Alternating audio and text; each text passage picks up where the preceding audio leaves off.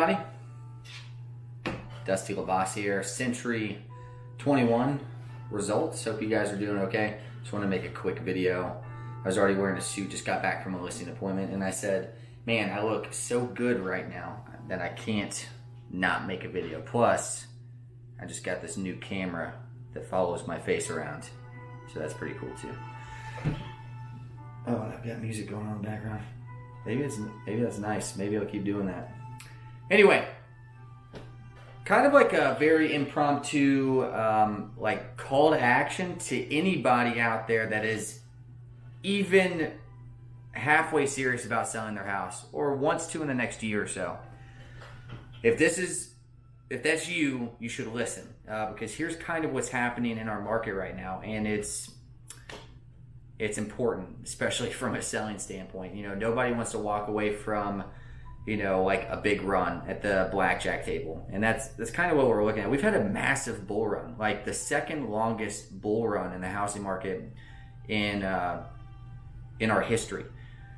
So with that being said, we're, you know, hindsight's 2020.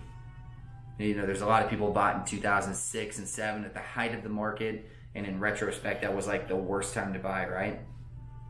So it's hard to time the markets, but on the other side of that is, you know, the fact that we've been in a really long bull run, and markets don't die of old age, but there's a lot of things that are happening in our market right now, national and local, that are having some people scratch their heads and wonder what's going to happen, you know, what's down the road. This isn't doom and gloom. I don't think it's going to be nearly as bad as what we saw in 08 or 09, because there's a lot of there's not the massive amount of like subprime lending that was going on that caused a lot of those things. But we have had artificial rates jammed, artificially low interest rates for a long time. You know, maybe we didn't pay the piper 100% back through you know, all the big bailouts and so on and so forth. But the affordability of houses has declined as home values have gone up, and what we're finding ourselves as interest rates increase, we saw last year, October, November, and December, when it hit 5%, we saw a massive drop off in sales, and there were a lot of brokers around the Metro Atlanta area that, you know, all noticed the same thing. So we've got this little respite right now because interest rates dropped down to about 4.375, maybe 4.5, and that's great. But they are going to rise back up. It's not if, it's when they're going to be rising back up. And we're kind of positioned for, it looks like a pretty decent spring market. There's been a lot of energy that's gone back into the Metro Atlanta market. So as far as like trying to time it and time it well, you know, the big myth is, for some reason, everybody wants to list their home in spring. But if you think about it, you're having to compete with all the other sellers in the spring market when that happens. So, you know, as a seller, that's less advantageous. You want the least amount of competition, and that's why home values have risen, because inventory's been thin, and it has been for about 3, 4, 5 years. So if you're thinking about selling, don't wait. I would tell my own mom that, or my own family members, my best friends, this isn't just something that I'm throwing it out there just to try and get more sales.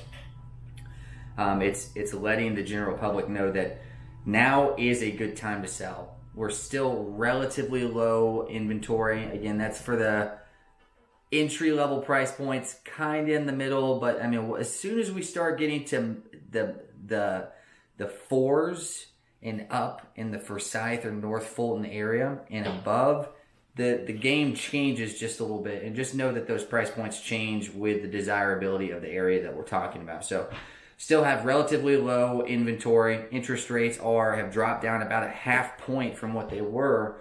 And it looks like sales have kind of popped back up because of that. But once we hit 5, are we going to see that wall again? And if you're a seller and you try to put your house on the market at that time, is it going to affect it because of that drop off of sales, or the buyers that are willing to enter the marketplace at that time? So those are the questions that you need to be asking yourself. Again, speed to list and condition in marketing and interest rates all play a big part in this. But anybody that's even remotely considering selling right now, and even buying on the back end of that too, interest rates are still below historical average. It's still the height of a market. And how long is that going to last? I mean, we don't know. I don't know. We're using experience and speculation to gauge that. But I think it's well-based, and we'll kind of see what happens here in the next 6 to 12 months in the housing market.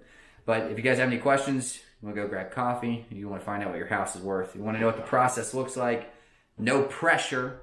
Not going to try and wrangle you in with any contracts or anything like that. We can sit down and have an informed conversation about what's happening in your neighborhood and get some real data on what to do and how to do it.